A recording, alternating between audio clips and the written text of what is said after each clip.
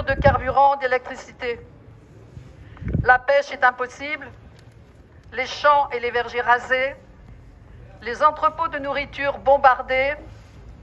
Israël affame délibérément le peuple palestinien de Gaza, ce qui est un crime de guerre. La famine, fabriquée de toutes pièces, selon même Le Monde, est maintenant une réalité. Les enfants meurent véritablement de faim. Anar al-Shanbari, 2 ans, est morte le 27 février. Elam Johra, 17 ans, la veille. Et le 23 février, Mohammad, un nourrisson de 2 mois, né pendant la guerre, est mort de faim. Selon la directrice de la communication de la Croix-Rouge et du Croissant Rouge, je cite, « Les gens sont en train de manger des grains réservés normalement au bétail ou des plantes qu'ils trouvent dans la nature. » Fin de citation. La société de Gaza est traditionnellement solidaire, mais la violence s'installe. Des émeutes de la faim ont lieu. Les hommes se battent pour un peu de farine, pour sauver peut-être la vie de leurs enfants. L'aide humanitaire, déjà très restreinte, n'entre quasiment plus depuis février. Seuls 60 camions ont pu entrer par Rafah en février. Des civils israéliens et israéliennes, y compris des familles d'otages qui précédemment exigeaient la négociation, empêchent les camions d'entrer à Rafah. La Jordanie a largué des colis alimentaires il y a 2-3 jours. Alors, ce largage de nourriture soulage un peu, mais il est aussi perçu comme un dédouanement par les Palestiniens de Gaza, et c'est un largage très imprécis. Des colis tombent à la mer ou en Israël. La Jordanie explique que, comme ils n'ont pas demandé l'accord d'Israël pour larguer cette nourriture, ils ont dû voler au plus bas et lancer où ils pouvaient les colis prévus pour les Gazaouis. Maintenant, c'est les États-Unis qui annoncent les largages. La faim et les maladies tuent autant que les bombes. Il faut que l'aide humanitaire entre immédiatement, y compris au nord de la bande de Gaza.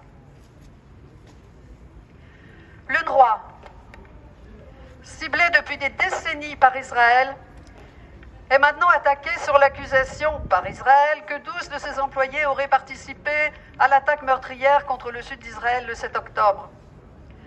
À ce jour, aucune preuve n'est venue étayer cette allégation. Pourtant, plusieurs pays ont arrêté ou suspendu leur aide financière. Vous savez que ce sont les États et des grandes institutions qui financent le droit. L'UE vient de décider de la reprendre partiellement. Elle va bientôt verser 50 millions d'euros sur les 83 millions auxquels elle s'était engagée. Cela reste très insuffisant. Et pourtant, le travail de l'UNRWA auprès des réfugiés de Palestine, à Gaza et ailleurs, est absolument crucial. Le 26 janvier 2024, la Cour internationale de justice ordonnait à Israël de prendre, dans un délai d'1 mois, une série de mesures afin d'éviter des actes de génocide lors de son opération militaire à Gaza. Cette décision est contraignante et tous les pays sont tenus de la faire appliquer. La Fédération internationale des droits de l'homme rappelle que 152 États, dont les États-Unis, la France et Israël, ont ratifié la Convention pour la prévention et la répression du crime de génocide. Le 26 février, date butoir fixée par la CIJ, Israël devait remettre un rapport détaillé sur les mesures prises. Voilà les mesures prises. Accentuation des bombardements, ciblage des hôpitaux, affamement délibéré de la population, pillage et déprédation. Construction d'une route pour couper la bande de Gaza en 2 et empêcher tout déplacement de la population et aussi pour occuper le nord. Et puis, vous l'avez sûrement vu, assassinat de civils attendant l'aide alimentaire.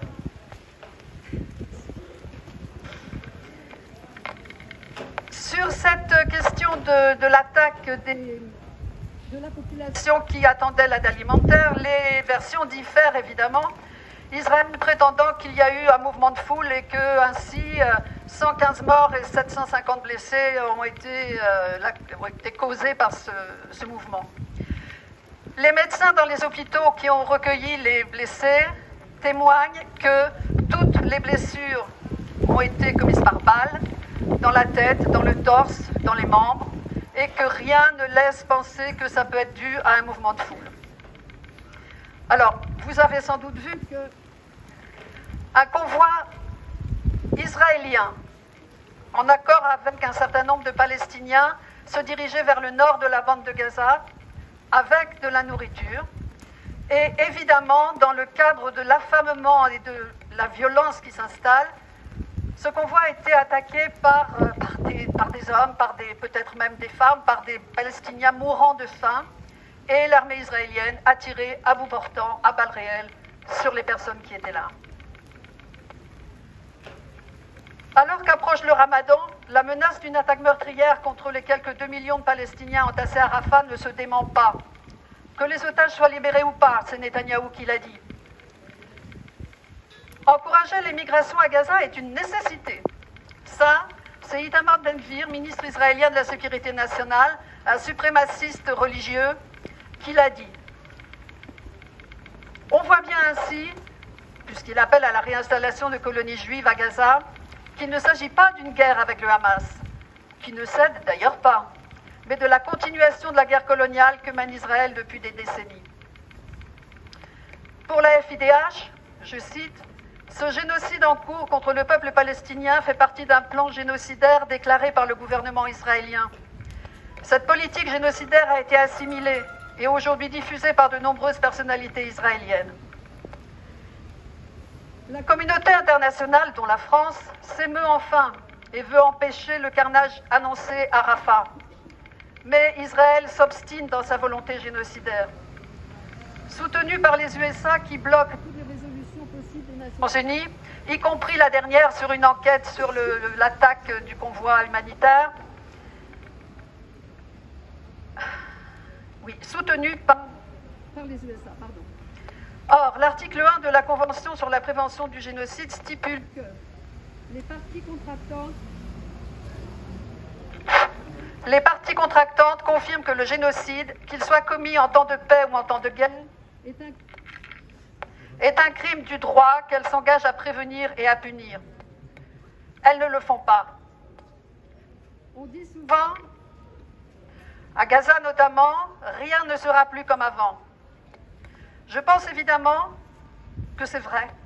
Et je pense qu'on est à la fin d'un monde. Le monde issu de la Seconde Guerre mondiale.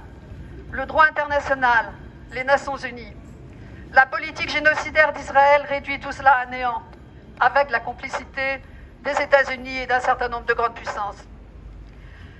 Tant que les pays alliés d'Israël, dont la France, lui fournissent des armes, le génocide durera. Netanyahou annonce des mois, voire des années de guerre. Il faut arrêter immédiatement de vendre des armes à Israël. Il faut des sanctions pour arrêter le génocide à Gaza. Il faut un cessez-le-feu immédiat et définitif.